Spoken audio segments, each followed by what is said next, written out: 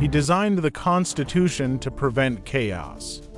Yet, as president, he led the United States into a war it was unprepared to fight. James Madison's presidency would test whether American ideals could survive reality.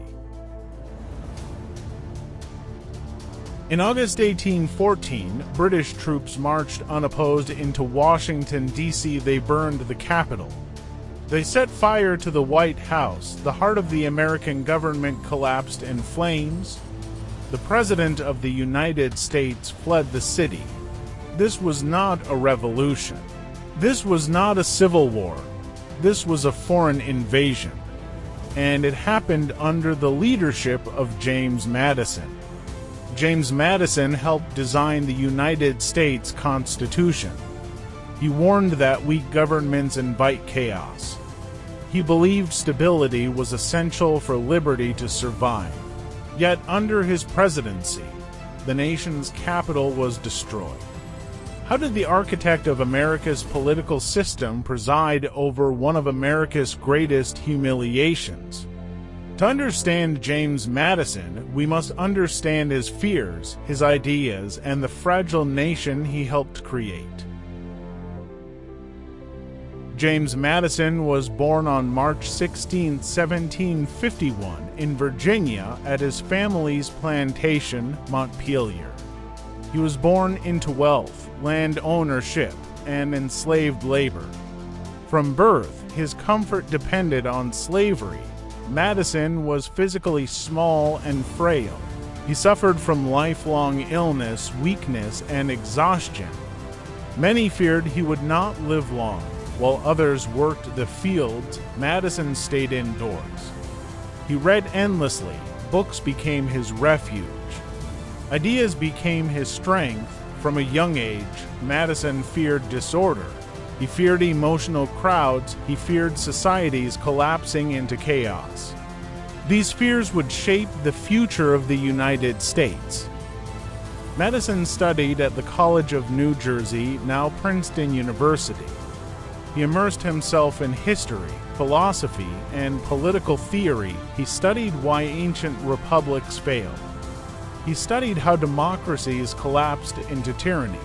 Madison reached a powerful conclusion. Liberty does not disappear because governments are strong. Liberty disappears because governments are weak. Unchecked factions destroy nations. Local loyalties fracture unity.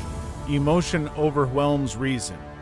Madison believed freedom required structure, balance, and restraint.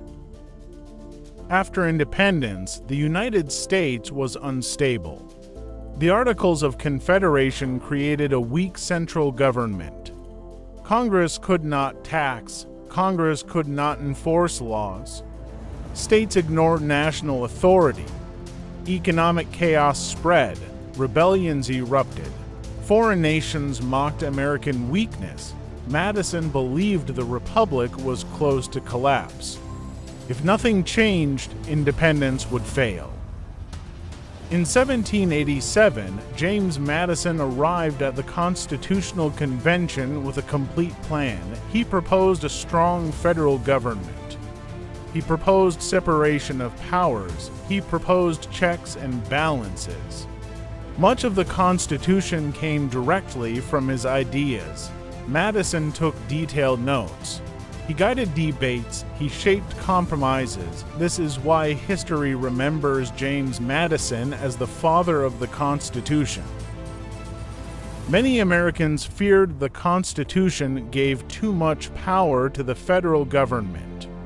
Ironically, Madison initially opposed adding a Bill of Rights. He believed the Constitution already limited authority. But political reality forced compromise. Madison wrote the Bill of Rights. The first 10 amendments protected speech, religion, press, and individual liberty. The man who feared democracy became the man who defined American freedom. Madison soon clashed with Alexander Hamilton.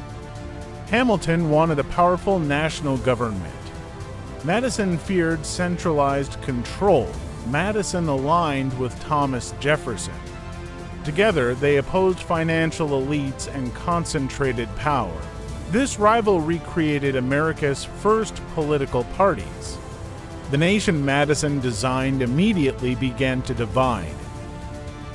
In 1809, James Madison became the fourth president of the United States. He inherited rising tensions with Britain.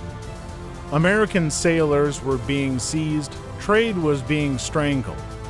Madison believed economic pressure could prevent war. He was wrong. The War of 1812 did not begin because America was strong. It began because America felt humiliated. Britain was at war with Napoleon and needed soldiers. British ships stopped American vessels and seized American sailors, forcing them into the British Navy. This practice was called impressment. Thousands of Americans were taken against their will. Britain also blocked American trade, damaging the economy. To many Americans, this felt like colonial control had never truly ended. Inside the United States, young politicians known as war hawks demanded action. They believed war would restore honor and expand American territory into Canada. James Madison faced enormous pressure. He believed diplomacy had failed. He believed economic sanctions were no longer enough. In 1812, Madison asked Congress to declare war. It was a gamble, and it went terribly wrong. The United States was unprepared. The army was small, poorly trained, and badly supplied. State militias refused to cooperate. Many Americans openly opposed the war. Britain, distracted by Europe, still proved far stronger than expected. What was meant to be a short conflict became a national humiliation. As British troops approached the White House, Dolly Madison refused to flee immediately. She gathered national treasures. She saved important documents. She rescued George Washington's portrait. While the government collapsed, Dolly preserved its symbols. Her courage became legendary. Despite disaster, the war ended without defeat. The Treaty of Ghent restored peace. American pride recovered.